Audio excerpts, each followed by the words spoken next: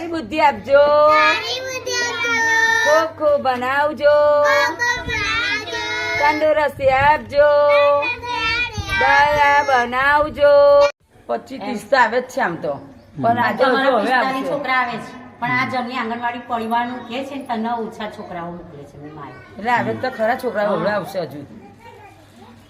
અને એમને પાણી પીવાની વ્યવસ્થા હા આપીએ છે ને, પાણી તો આપીએ છીએ અમે પીવાનું. તો નાસ્તામાં શું શું આપો છો? નાસ્તામાં આજે હું વઘારેલો ભાત લાવી છે અને મુઠિયા બને છે.